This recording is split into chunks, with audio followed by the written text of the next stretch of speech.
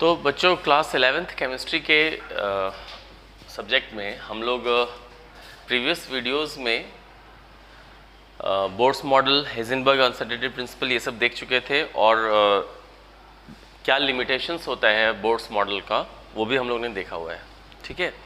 और हेज़नबर्ग uncertainty principle और उसका न्यूमेरिकल्स ये सब देख चुके थे। आज हम लोग एक अलग टॉपिक पे आएंगे, क्वांटम नंबर्स। उसके पहले थोड़ा सा क्वांटम मैकेनिक्स समझते हैं। देखिए क्वांटम मैकेनिक्स से पहले क्या है, जैसे एक क्लासिकल मैकेनिक्स जो होता है जिसमें हम लोग न्यूटन्स का लॉ ऑफ मोशन वगैरह पढ़ते हैं, तो क्लासिकल मैकेनिक्स के हिसाब से जो मैक्रोस्कोपिक ऑब्जेक्ट होता है, मैक्रोस्कोपिक ऑब्जेक्ट का मतलब जो बड़ा ऑब्जेक्ट होता है ना, जिसमें, और बड़ा ऑब्जेक्ट का क्या मतलब हुआ, जिसमें पार्टिकल नेचर ज़्यादा रहेगा, मेनली वही रहेगा, और उसके लिए वेव नेचर तो इनसिग्निफिकेंट होता है, नहीं के बराबर होता है। तो क्लासिकल मैकेनिक्स में जो कि न्यूटन के लॉज ऑफ मोशन पे बेस्ड है, तो उसमें मैक्रोस्कोपिक बॉडीज़ का जो मोशन है उसको स्टडी किया गया, ठीक है। लेकिन माइक्रोस्कोपिक ऑब्जेक्ट्स के लिए, जैसे कि सब एटॉमिक पार्टिकल, इलेक्ट्रॉन, प्रोटॉन्स, ये सब के लिए, इन सब के लिए वो जो क्लासिकल मैकेनिक्स है वो सही नहीं साबित हुआ, है ना। मतलब उसमें भी लॉज ऑफ मोशन और ये सब लगाया गया, लेकिन माइक्रोस्कोपिक ऑब्जेक्ट्स के लिए वो जो क्लासिकल मैकेनिक्स का जो रिजल्ट्स था वो सही नहीं था, ठीक है। उसके पीछे एक मेन रीज़न क्या था कि क्लासिकल मैकेनिक्स जो कि न्यूटन के लॉज ऑफ मोशन पे बेस्ड है, तो उसमें मैटर का ड्वेल नेचर को जो है वो कंसिडर नहीं किया गया, है ना। मेनली मैटर का पार्टिकल नेचर को ही कंसिडर किया गया। और हम लोग पिछली क्लासेस में भी देखे हुए हैं ऑलरेडी कि मैटर हो या रेडिएशन हो, दोनों में दोनों नेचर होता है, पार्टिकल नेचर भी होता है और वेव नेचर भी होता है। तो चूँकि क्लासिकल मैकेनिक्स जो है वो मैटर का केवल पार्टिकल नेचर को कंसिडर करके ही सारा चीज़ उसमें एक्सप्लेनेशन दिया गया है, इसलिए जो क्लासिकल मैकेनिक्स है वो माइक्रोस्कोपिक पार्टिकल्स के लिए एप्लीकेबल नहीं हो पाया। इसलिए नहीं हो पाया क्योंकि हम लोग पढ़े हैं कि माइक्रोस्कोपिक पार्टिकल में तो दोनों तरह के प्रॉपर्टीज़ का रोल होता है ना, वेव नेचर का भी और पार्टिकल नेचर का भी, है कि नहीं। तो इस कारण से क्लासिकल मैकेनिक्स जो है उन सब चीज़ों के लिए, यानी कि माइक्रोस्कोपिक ऑब्जेक्ट्स के लिए सही नहीं पाया गया, है ना। तो ये एक बड़ा डिमेरिट था, कह सकते हैं, क्लासिकल मैकेनिक्स का। तो फिर उसके बाद जो है वो क्वांटम मैकेनिक्स आया, और क्वांटम मैकेनिक्स जो है वो साइंस का वो ब्रांच है जिसमें हम लोग किसी मैटर के दोनों एस्पेक्ट्स को कंसिडर करके डिस्कशन किया गया है। यानी कि ये जो मैकेनिक्स है, क्वांटम मैकेनिक्स है, ये दोनों बिहेवियर को कंसिडर करके ही उस प्रॉपर्टी का, उस मैटर का जो प्रॉपर्टीज़ है वो बताया गया, ठीक है। समझ रहे बात को। तो हम लोग ऐसे भी कह सकते हैं कि quantum mechanics is the branch of science which deals with the both of the observable properties like wave like properties and particle like properties, है ना। ये वो ब्रांच है साइंस का, क्वांटम मैकेनिक्स, जो कि किसी माइक्रोस्कोपिक ऑब्जेक्ट हो या मैक्रोस्कोपिक ऑब्जेक्ट हो, दोनों के लिए, यानी कि सभी तरह के ऑब्जेक्ट्स के लिए ये जो है उसके ड्वेल नेचर को कंसिडर करता है, यानी कि पार्टिकल नेचर को भी करता है और वेव नेचर को भी करता है। और क्वांटम मैकेनिक्स का जो कॉन्सेप्ट है माइक्रोस्कोपिक ऑब्जेक्ट्स के लिए तो दिया ही गया, साथ साथ अगर मैक्रोस्कोपिक ऑब्जेक्ट्स के लिए भी जब हम क्वांटम मैकेनिक्स के स्टडीज़ को अप्लाई करते हैं तो उसके लिए भी ये सही आता है। समझ रहे बात को, ठीक है। तो चलिए यहाँ पे थोड़ा सा हम लोग लिख लेते हैं कुछ। तो क्लासिकल मैकेनिक्स, है ना, based on Newton's law of motion,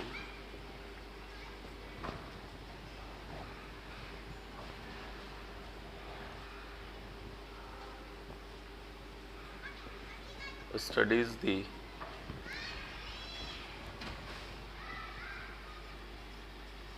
macroscopic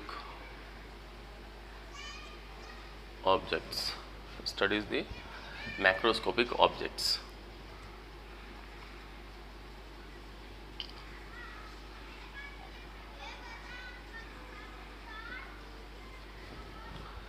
Especially considering the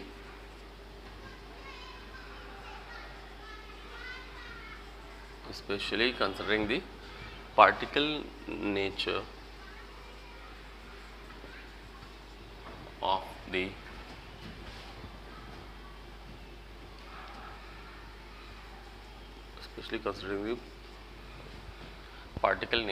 of the matter.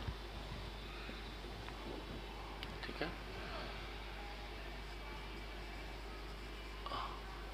It does not hold good. It does not hold good for microscopic objects like electrons.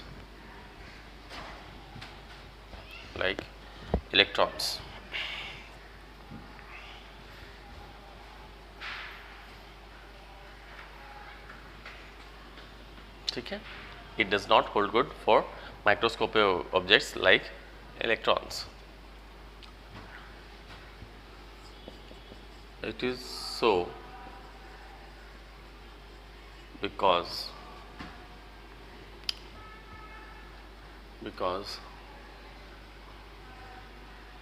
it ignores mainly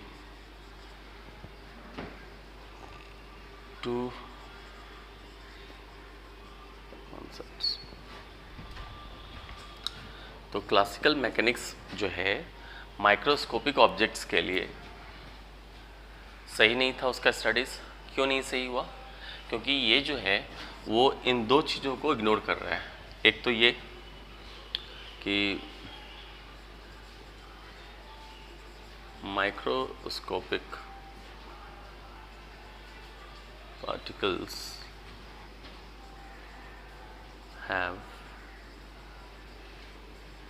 both the two properties, that is wave properties and particle properties.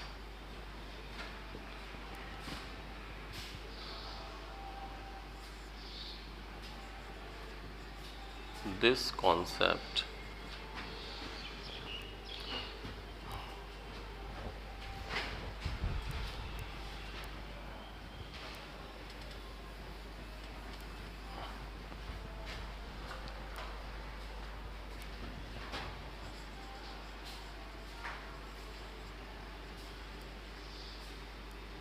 classical mechanics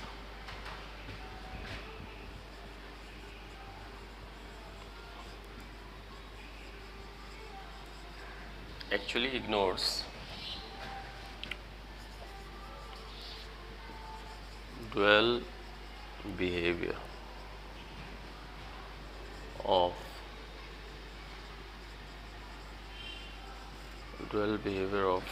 microscopic objects, है ना. और number 2,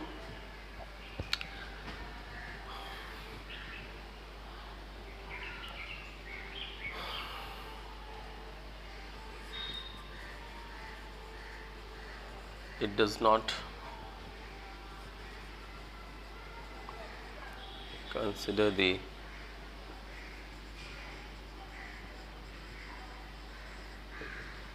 Heisenberg's uncertainty principle.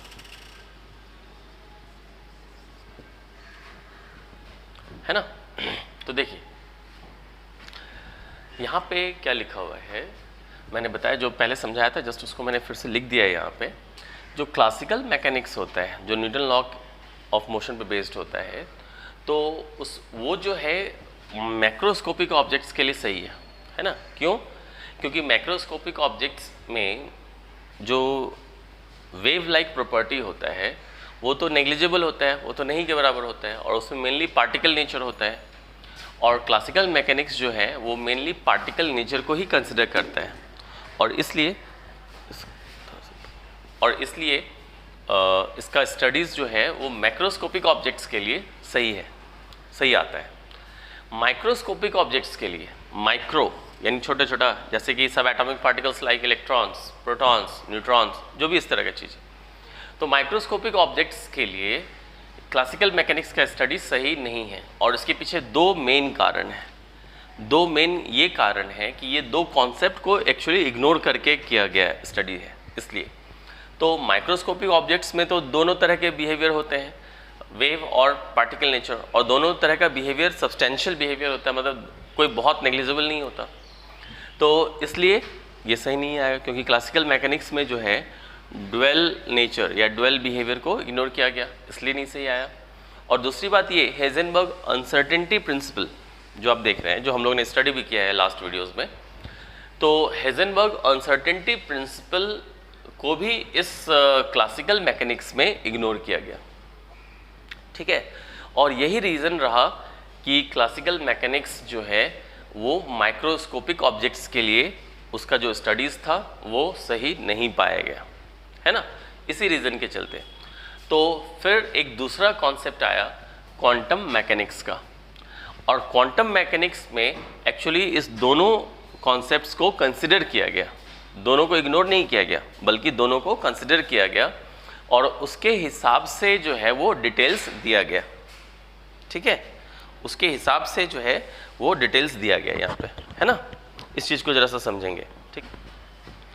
तो एक दूसरा concept जो आया वो है क्वांटम मैकेनिक्स, और इसमें क्या किया गया, इसके जो दो कमियां थी, यानी कि ये जो दो कॉन्सेप्ट्स को नेगलेक्ट कर रहा था, इसमें क्या किया गया, उसको कंसिडर किया गया, और इसलिए जो है ये माइक्रोस्कोपिक ऑब्जेक्ट्स के लिए भी सही हुआ, ये क्वांटम मैकेनिक्स जो है वो सही आया, है ना। तो क्वांटम मैकेनिक्स में हम कैसे इसको समझ सकते हैं, देखिए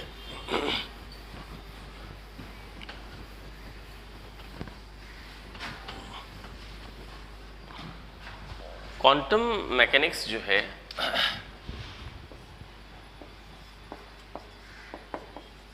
it is the branch of science,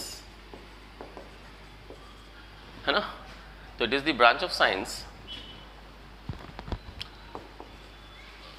that studies the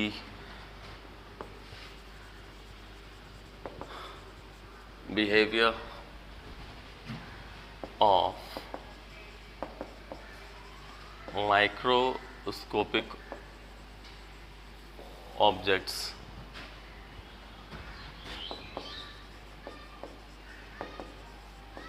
taking into account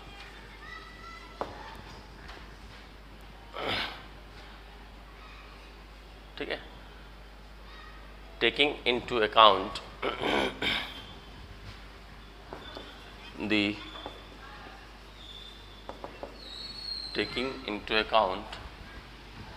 the particle nature as well as the wave nature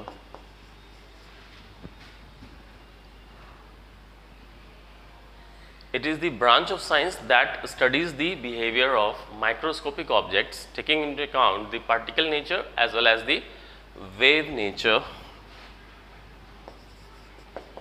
of the objects. ठीक है, तो इस ब्रांच ऑफ साइंस में क्या हुआ, ऑब्जेक्ट्स का पार्टिकल नेचर और वेव नेचर दोनों को कंसिडर किया गया और दोनों को लेकर के सारा स्टडीज किया गया। ठीक है, तो माइक्रोस्कोपिक ऑब्जेक्ट्स के लिए ये तो सही आता ही है, और जो मैक्रोस्कोपिक ऑब्जेक्ट्स होते हैं, जो बड़े ऑब्जेक्ट्स होते हैं, उनके लिए भी क्वांटम मैकेनिक्स का जो स्टडीज़ है वो सही साबित होता है ना, क्योंकि ये दोनों नेचर को कंसिडर करके आता है। इसलिए the studies of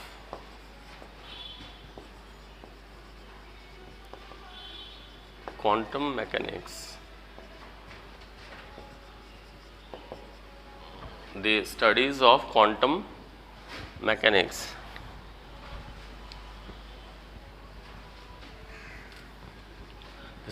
quantum mechanics hold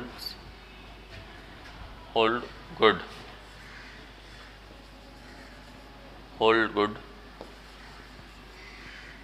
even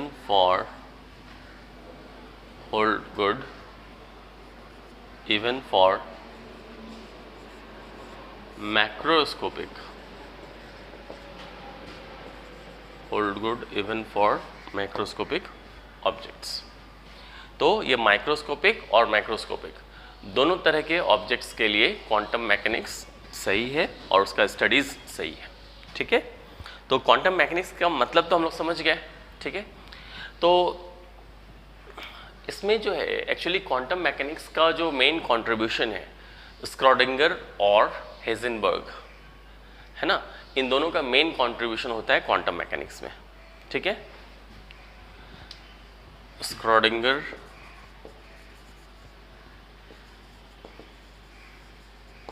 and Heisenberg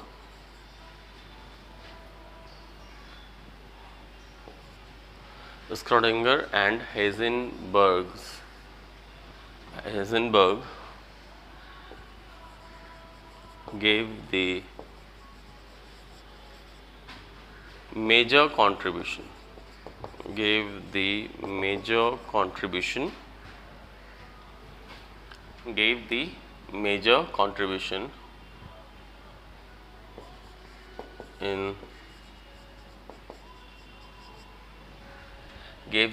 contribution in quantum mechanics। ठीक है, तो क्वांटम मैकेनिक्स में मेनली इन दोनों का कंट्रीब्यूशन था।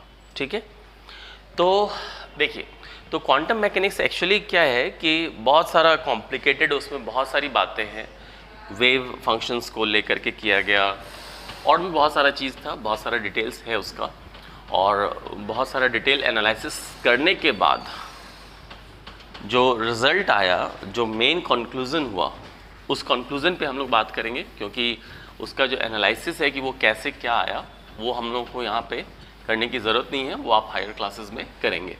ठीक है, तो मेन क्वांटम मैकेनिक्स के जो स्टडीज़ थे उस पे बेस्ड जो है एक कॉन्सेप्ट दिया गया क्वांटम नंबर्स का, क्वांटम नंबर्स। ठीक है, तो क्वांटम नंबर्स क्या है? तो क्वांटम नंबर्स जो है क्वांटम मैकेनिक्स के स्टडीज़ पे बेस्ड 4 नंबर का एक सेट है ना, 4 नंबर का कह सकते हैं या 4 तरह की चीज़ों का एक सेट है। ठीक है, जो क्या बताता है, एक एटम के अंदर जो इलेक्ट्रॉन्स होते हैं है ना, तो उसके बारे में डिटेल में बताता है। जैसे वो एक इलेक्ट्रॉन जो है वो एटम में किस शेल में है, शेल अगर पता है तो कौन से सब शेल में है, सब शेल अगर पता है तो कौन से ऑर्बिटल्स में है ना, और ऑर्बिटल्स में है तो इलेक्ट्रॉन कैसे मूव कर रहा है ये आपको पता है। और हम लोग पहले शायद स्टडी किए हुए हैं कि ये कहा गया कि जैसे प्लैनेटरी सिस्टम में जैसे सन के अराउंड अर्थ मूव करता है तो इसको रिवॉल्यूशन कहते हैं, और अर्थ जो है वो अपने एक्सिस पे भी तो घूमता रहता है ना, तो अपने एक्सिस पे घूमता है तो 24 घंटा में दिन रात होता है, और सन के अराउंड 365 दिन में घूमता है तो 1 साल होता है। तो रिवॉल्यूशन और रोटेशन, तो जैसे अर्थ अपने एक्सिस पे 24 घंटा में घूमता रहता है उसी तरह से इलेक्ट्रॉन भी घूमता रहता है एक ऑर्बिटल में, या तो क्लॉकवाइज घूमेगा या तो एंटी क्लॉकवाइज घूमेगा। ठीक है, तो क्लॉकवाइज अगर घूमता है और एंटी क्लॉकवाइज दोनों तरह से घूम सकता है ना। तो कहने का मतलब क्वांटम नंबर्स जो है क्या बता रहा है कि एटम में जो इलेक्ट्रॉन्स हैं उनका डिटेल बता रहा है। जैसे हम लोग पोस्टल एड्रेस जो देते हैं तो पोस्टल एड्रेस में हमारा डिटेल होता है। अगर पोस्टमैन हमें लोकेट करना चाहे या कुरियर वाला तो वो पोस्टल एड्रेस देख करके हमारे घर पे पहुंच सकता है। स्टेट पता होना चाहिए, जिला पता होना चाहिए, जिला में कौन सा कॉलोनी है वो पता होना चाहिए और उसमें हाउस नंबर क्या है वो पता होना चाहिए, है ना। तो उसी तरह से यहाँ पे भी है, ठीक है। तो हम लोग क्या कह सकते हैं, based on studies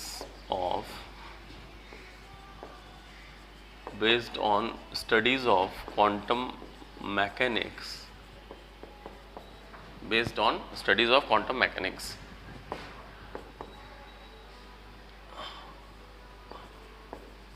set of four numbers were given, ठीक है। set of 4 numbers were given which exactly defines an electron,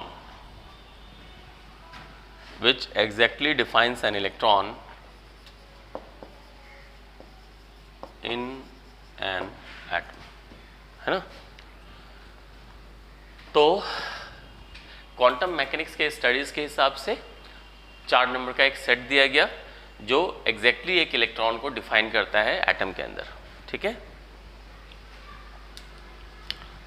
तो 4 जो क्वांटम नंबर्स हैं वो कौन कौन हैं, 4 quantum numbers are 4 quantum numbers are number 1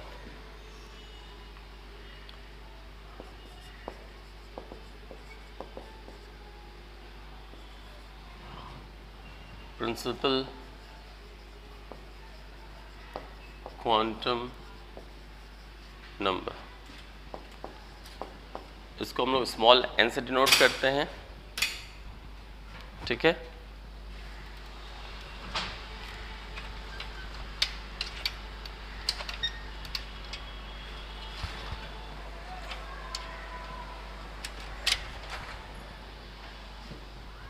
principal quantum number जो दूसरा है एजीमुथल या फिर ऑर्बिटल एंगुलर मोमेंटम या फिर सब्सिडियरी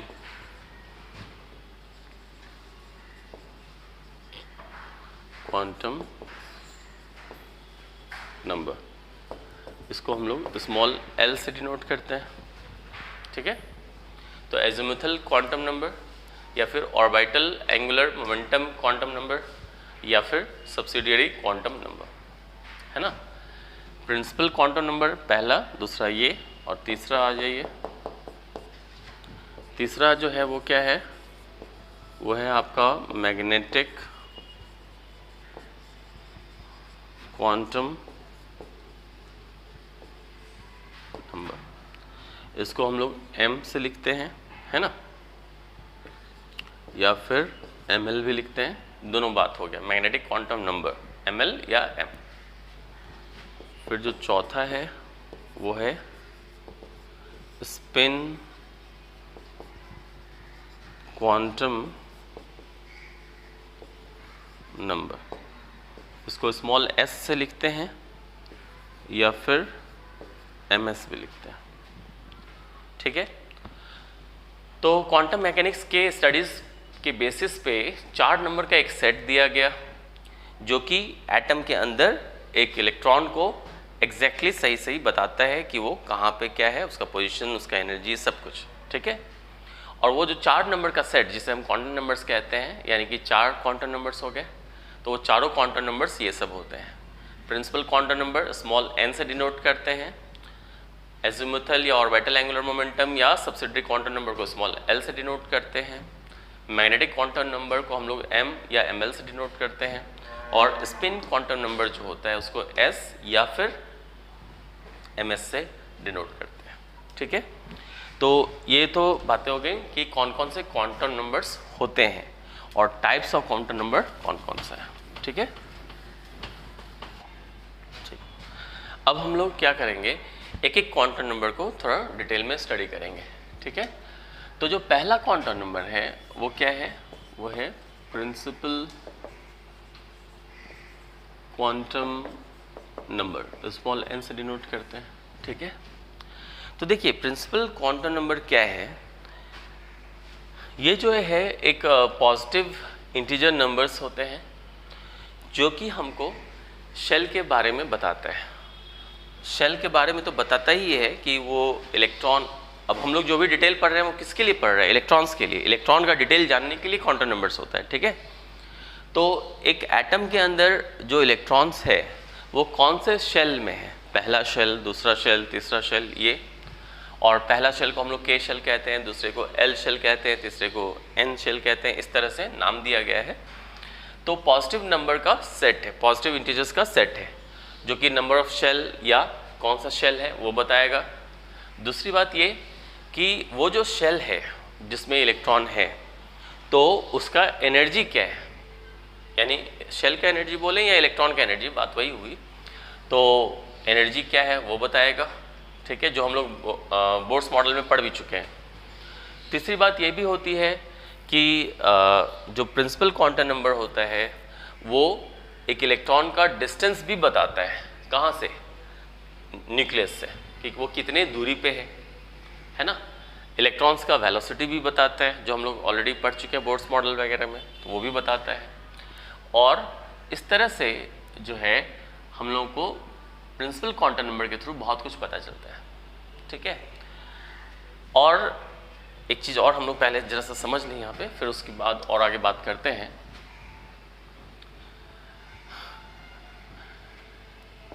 तो देखिए, तो these quantum numbers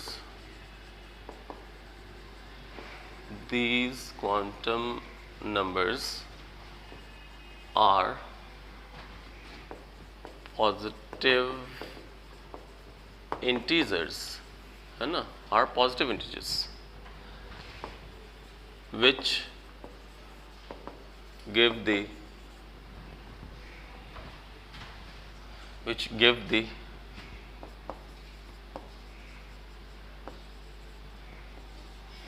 number of shell or type of shell in which the electron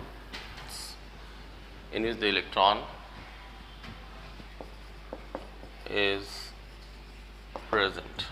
ठीक है, तो n इक्वल टू 1, जैसे मैंने कहा पॉजिटिव नंबर का सेट है 2, 3, 4, 5, इस तरह से। तो अगर पहला शेल होता है तो उसको हम लोग बोलते हैं K शेल, अगर दूसरा शेल होता है तो उसको हम लोग बोलते हैं L शेल, अगर तीसरा होता है तो M शेल, अगर चौथा होता है तो N शेल, है ना, इस तरह से। तो O शेल, इस तरह से बोलते हैं K L M N O P, like this, है ना। तो कौन सा शेल है तो प्रिंसिपल क्वांटम नंबर का वैल्यू ये होगा। ठीक है, ये हम लोग समझ गए। दूसरी बात,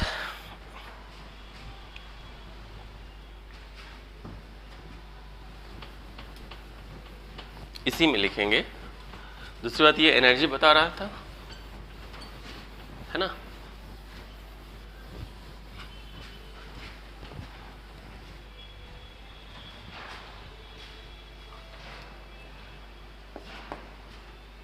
तो principal quantum number gives the energy of the electron in a particular shell in a particular shell, है ना। तो जैसे ये हम लोग पढ़ चुके हैं, -2.18 इंटू 10⁻18 Z²/n², इतना जूल पर एटम, ये हम लोग पढ़ चुके थे ऑलरेडी। तो यहाँ पे n, ये तो हम लोग को पता है, उसमें डिस्कस कर चुके हैं। n क्या है? प्रिंसिपल क्वांटम नंबर, है ना। यहाँ पे n क्या है? प्रिंसिपल क्वांटम नंबर है। तो n = 1, यानी कि k शेल रहेगा तो n का वैल्यू 1 पुट करेंगे। l शेल रहेगा, अभी हम लोग लिखे थे 2 पुट करेंगे। m रहेगा तो 3 पुट करेंगे, और इस तरह से हमको एनर्जी मिलता चला जाएगा, है ना। तो अब आप जैसे देखिए यहाँ पे क्या है, अगर हम n को बढ़ाएंगे तो इसका वैल्यू भी बढ़ेगा, क्योंकि देखिए n का वैल्यू अगर बढ़ाएंगे तो इस फ्रैक्शन का वैल्यू तो घटता है, चूंकि ये डिनोमिनेटर है, मगर आगे साइन माइनस है, तो माइनस में अगर वैल्यू कम होता जाएगा यानी कि वैल्यू बढ़ रहा है। तो कहने का मतलब कि प्रिंसिपल क्वांटम नंबर यानी कि स्मॉल n, ये जितना ज़्यादा होगा एनर्जी भी ज़्यादा होगा, है कि नहीं। यानी कि जैसे न्यूक्लियस है, ठीक है, पहला शेल ये हो गया, तो इसमें जितना भी एनर्जी होगा, दूसरे शेल जब वो इलेक्ट्रॉन मान लीजिए यहाँ से यहाँ जाएगा तो उसका एनर्जी ज़्यादा होगा। तीसरा शेल जो होगा तो उसमें एनर्जी और ज़्यादा होगा, लाइक दिस, ठीक है। तो इस तरह से, तो प्रिंसिपल क्वांटम नंबर n का वैल्यू जितना ज़्यादा होगा एनर्जी भी ज़्यादा होगा, n का वैल्यू कम होगा एनर्जी भी कम होगा। तो यानी कि न्यूक्लियस से हम जितना दूर, मतलब कोई भी इलेक्ट्रॉन न्यूक्लियस से जितना दूर होता चला जाता है उसका एनर्जी और ज़्यादा होता जाएगा। और दूसरी बात ये भी है कि जैसे देखिए ये इलेक्ट्रॉन जो है यहाँ से हायर एनर्जी लेवल पे जा रहा है, तो कुछ इसमें एनर्जी देंगे तब ना ये जंप करके जाएगा। तो जब हम एनर्जी देंगे इसमें तो एनर्जी इसका तो बढ़ जाएगा ना, बढ़ जाएगा तब ना यहाँ पे जाएगा, तो एनर्जी ऑफ इलेक्ट्रॉन क्या होगा? बढ़ जाएगा। जैसे कोई बॉल है, मान लीजिए उसको इलेक्ट्रॉन समझ लीजिए, बॉल जो है वो सीढ़ी के नीचे है, ठीक, और मुझे 10 सीढ़ी ऊपर भेजना है, तो मैं बॉल पे किक मारूंगा तब ना वो बॉल जंप करके ऊपर जाएगा। तो किक मारने का क्या मतलब हुआ कि मेरे जो बॉडी का जो एनर्जी है वो मैंने ट्रांसफ़र किया बॉल पे, और बॉल का एनर्जी बढ़ा तब ना वो जंप करके सीढ़ी पे ऊपर गया। तो जस्ट वही चीज़ यहाँ पे है, सीढ़ी है, 1 सीढ़ी 2 सीढ़ी 3 सीढ़ी, तो इस पर जब एनर्जी देते हैं तभी तो वो जंप करता है, एक्साइटेड होता है, ऊपर लेवल पे जाता है।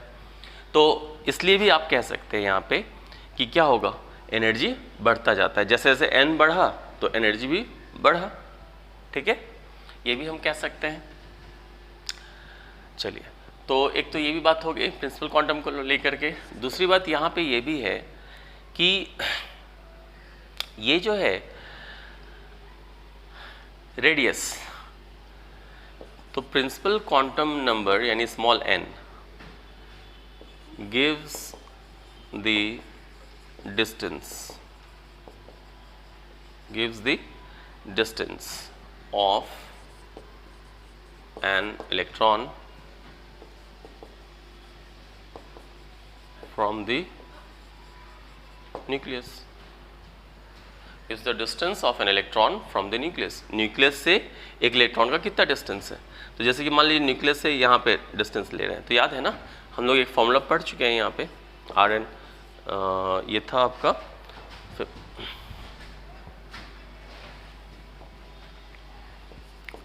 52.9 पिकोमीटर n²/z, ये था। तो n यहाँ पे वेरिएबल है, तो n जैसे जैसे बढ़ेगा रेडियस भी बढ़ेगा, n का वैल्यू बढ़ेगा तो ये वैल्यू तो बढ़ेगा ना। तो n पहला शेल तो इतना है रेडियस, दूसरा शेल पे जाएंगे तो दूसरा शेल पे गया यानी n का वैल्यू बढ़ गया तो रेडियस भी तो बढ़ गया, तीसरा शेल पे गए तो और बढ़ गया, लाइक दिस, ठीक है। तो जैसे जैसे n बढ़ता है तो रेडियस भी बढ़ता है, ठीक है। या रेडियस बढ़ने का क्या मतलब हुआ, इलेक्ट्रॉन्स का न्यूक्लियस से दूरी वो भी बढ़ेगा। तो हम लोग यहाँ पे क्या कह सकते हैं कि यहाँ पे डायरेक्ट मैं ऐसे लिख देता हूँ, n जितना बढ़ेगा ज़्यादा होता जाएगा, रेडियस जो है उस शेल का उतना ज़्यादा होगा। रेडियस ज़्यादा होने का क्या मतलब हुआ कि distance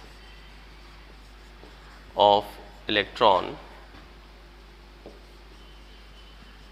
from the nucleus distance जो है वो क्या होगा, इंक्रीज होगा। ठीक है, तो ये बातें हैं।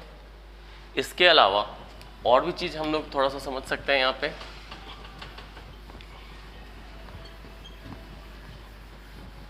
प्रिंसिपल क्वांटम नंबर का जो वैल्यू होता है वो शेल का साइज भी बताता है और ऑर्बिटल्स का नंबर भी बताता है, दोनों चीज़ें, है ना। तो जैसे देखिए,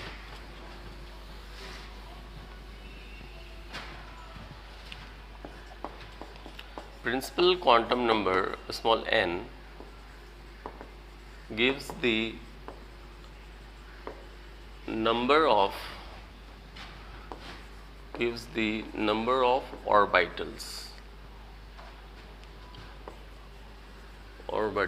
present in the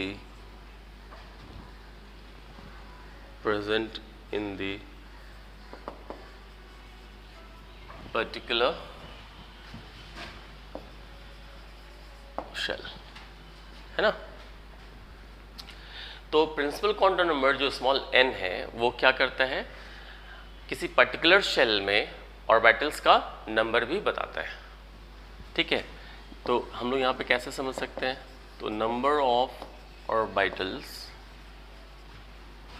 is equal to n square, ये लिख सकते हैं, नंबर ऑफ ऑर्बिटल्स होता है। ठीक है, तो जैसे देखिए के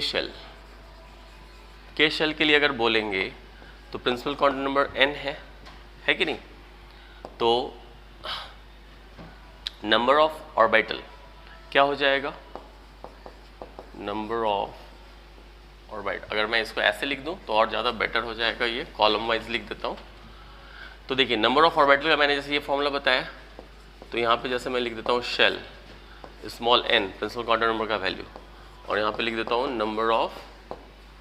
नंबर ऑफ ऑर्बिटल्स। ठीक है, तो जैसे के शेल है, के शेल, तो प्रिंसिपल क्वांटम नंबर का वैल्यू 1 हो गया उसके लिए, तो नंबर ऑफ ऑर्बिटल क्या होगा, 1 स्क्वायर, 1 का स्क्वायर 1 हो गया। तो यानी कि पहला शेल में एक ही ऑर्बिटल होगा। ठीक है,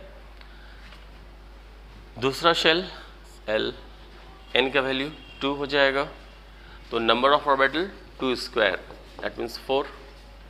तो जो सेकेंड शेल होता है यानी L, उसमें 4 ऑर्बिटल्स होंगे। M यानी कि थर्ड शेल, तो 3 का स्क्वायर यानी कि 9। N फोर्थ शेल, तो 4 का स्क्वायर यानी कि 16।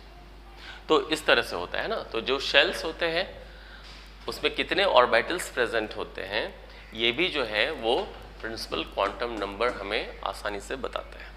ठीक है, इस फॉर्मूला पे आप ध्यान रखेंगे तो आराम से आपका हो जाएगा। ठीक है, ये भी एक इम्पॉर्टेंट पॉइंट है। इसके अलावा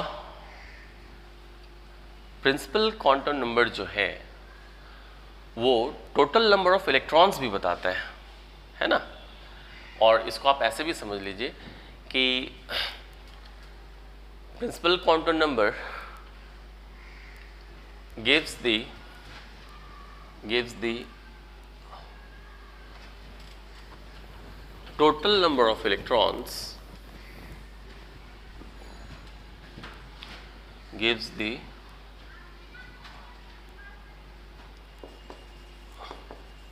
total number of electrons present in a shell। किसी भी पर्टिकुलर शेल में टोटल कितने इलेक्ट्रॉन्स मौजूद होंगे वो भी प्रिंसिपल क्वांटम नंबर बताता है ना। तो number of electrons in a shell, एक शेल में टोटल कितने इलेक्ट्रॉन्स होते हैं वो इस फॉर्मूला से बताया जाता है, 2n²। ठीक है, तो यानी कि principal quantum number gives the total number of electrons present in a shell. एक शेल में टोटल कितने इलेक्ट्रॉन्स होंगे वो ये बताता है। तो नंबर ऑफ इलेक्ट्रॉन्स क्या हो गया एक शेल में, 2n², इस फॉर्मूला पे। तो पहला शेल 1, तो फॉर्मूला क्या हो जाएगा 2 × n²। तो इधर जो है वो आपका क्या आ जाएगा वैल्यू 2।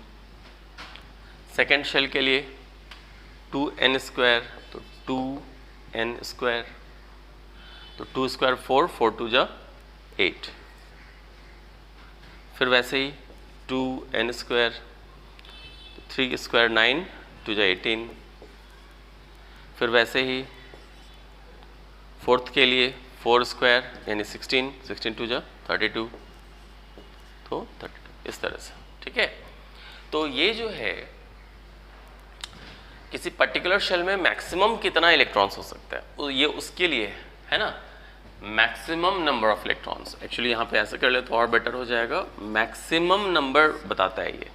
यानी पहला शेल में मैक्सिमम 2 ही हो सकता है इलेक्ट्रॉन्स, दूसरे में मैक्सिमम 8 इलेक्ट्रॉन्स ही हो सकता है, तीसरे में मैक्सिमम इतना ही हो सकता है, इसमें मैक्सिमम इतना ही इलेक्ट्रॉन्स हो सकता है। ये मैक्सिमम वैल्यू है, मतलब कि इससे कम हो सकता है मगर इससे ज़्यादा नहीं हो सकता है। ठीक है, ये भी हम लोग समझ सकते हैं इससे, है ना। और चलिए ये तो बातें हो गई। इसके अलावा एक और चीज़ हम लोग यहाँ पे इसी टॉपिक में लेके चलेंगे कि principal quantum number small n also gives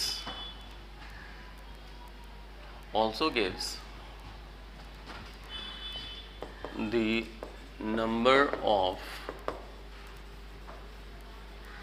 subshells present, also gives the number of subshells present in a particular shell, which is equal to the number of the shell। ठीक है, तो कहने का मतलब ये हुआ कि जो प्रिंसिपल क्वांटम नंबर है स्मॉल n से जो डिनोट कर रहे हैं, तो वो हमें सबशेल्स उसमें कितना प्रेजेंट होगा ये भी बताता है ना। और सबशेल्स कितना प्रेजेंट होगा that is equal to n, principal quantum number. यानी जितना प्रिंसिपल क्वांटम नंबर का वैल्यू होता है उतना ही जो है वो नंबर ऑफ सबशेल भी उसमें मौजूद होता है। ठीक है, जितना शेल्स होता है उतना ही उसके अंदर सबशेल्स भी होता है, जैसे अभी देख रहे हैं।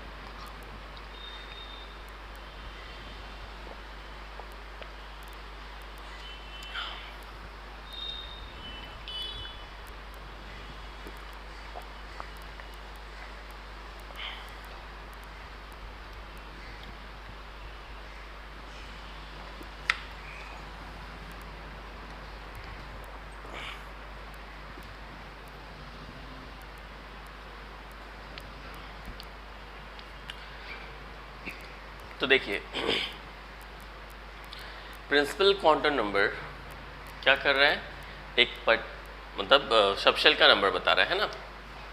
अब जैसे के शेल है, ठीक है, के शेल, इसके लिए n = 1 हो गया।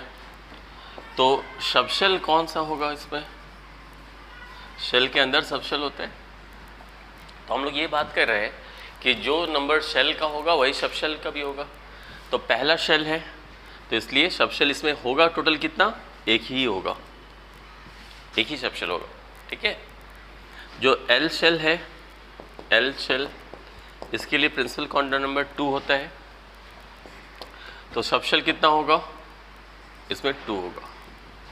m शेल है, principal quantum number 3, subshells कितना होगा 3, n शेल है, n इक्वल्स टू 4, तो सब शेल कितना होगा 4, लाइक दिस, ठीक है। तो कहने का ये मतलब हुआ कि प्रिंसिपल क्वांटम नंबर का जो वैल्यू होता है किसी शेल के लिए, उतने ही सब शेल्स भी उसमें मौजूद होता है, ठीक है। आगे हम लोग और इस पे बात करेंगे कि कैसे उसका नेमिंग और ये सब करते हैं उस पर, ठीक है। तो ये बात तो क्लियर है यहाँ पे कि जितना सब शेल कितना होगा, जितना शेल्स का नंबर होगा। पहला शेल है तो एक ही सब शेल होगा, दूसरा शेल है तो उसमें 2 सब शेल होगा, तीसरा शेल में 3 सब शेल, चौथा में 4 सब शेल, ऐसे होता है, ठीक है। तो ये सब शेल्स भी बता रहा है। तो प्रिंसिपल क्वांटम नंबर ये बहुत सारी चीज़ों को वो बता रहा है, ठीक है। और इसके बाद हम लोग बात करेंगे कि ये जो दूसरा क्वांटम नंबर है उसके भी वैल्यूज़ को प्रिंसिपल क्वांटम नंबर बताता है, ठीक है। जो दूसरा क्वांटम नंबर का अभी हम लोग पढ़े हैं एजीमुथल या और भी नाम उसका, तो उसका क्या वैल्यू होगा ये भी प्रिंसिपल क्वांटम नंबर वैल्यू से हम बता सकते हैं, ठीक है। तो principal quantum number small n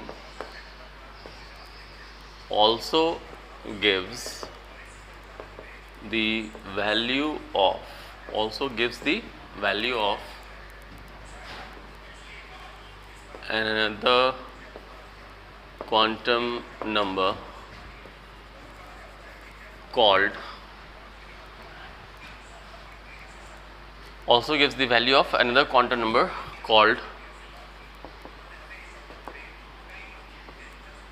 azimuthal या फिर ऑर्बिटल एंगुलर मोमेंटम या फिर सब्सिडियरी क्वांटम नंबर, ठीक है। तो कहने का मतलब ये हुआ कि प्रिंसिपल क्वांटम नंबर से हम लोग जो दूसरा क्वांटम नंबर है उसका भी वैल्यू हम आसानी से बता सकते हैं कि वो क्या होगा, ठीक है। यहाँ तक इसमें भी कोई डाउट नहीं है ना। तो ये बातें हो गई।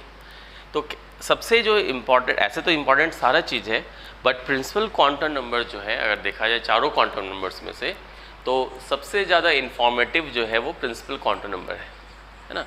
प्रिंसिपल क्वांटम नंबर हमें बहुत सारे चीज़ों के बारे में बता रहा है।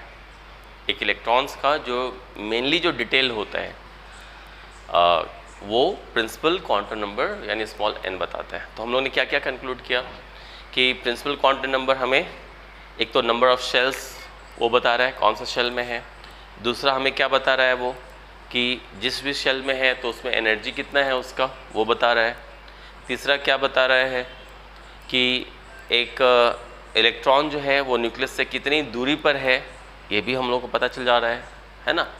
वेलोसिटी भी बताता है वो, ठीक है। फिर एक शेल के अंदर कितने टोटल नंबर ऑफ इलेक्ट्रॉन्स होंगे 2n² फॉर्मूला से वो भी हमें पता चल जा रहा है। फिर एक शेल के अंदर सब शेल कितने होंगे ये भी हमको पता चल जा रहा है, ठीक है। उसके बाद प्रिंसिपल क्वांटम नंबर वैल्यू से हम ये समझ पा रहे हैं कि जैसे जैसे न्यूक्लियस से दूर होता है इलेक्ट्रॉन उसका डिस्टेंस बढ़ता जाता है, जैसे जैसे न्यूक्लियस से इलेक्ट्रॉन्स दूर होता जाएगा या नंबर ऑफ शेल बढ़ता जाएगा, एनर्जी ऑफ इलेक्ट्रॉन वो भी बढ़ता जाता है, ठीक है। फिर हम लोगों को प्रिंसिपल क्वांटम नंबर से जो दूसरा जो क्वांटम नंबर है उसका भी वैल्यू हमें पता चल जा रहा है। तो इस तरह से हम लोग लगभग 11 चीज़ जो है वो प्रिंसिपल क्वांटम नंबर से पता कर पाते हैं, और जो कि एक इलेक्ट्रॉन के डिटेल को जानने के लिए काफ़ी ज़रूरी होता है ना। तो इस तरह से बच्चों आज प्रिंसिपल क्वांटम नंबर हम लोग डिस्कस कर पा रहे हैं, और नेक्स्ट वीडियो में हम लोग बाकी के क्वांटम नंबर्स को डिस्कस करेंगे, ठीक है। ओके।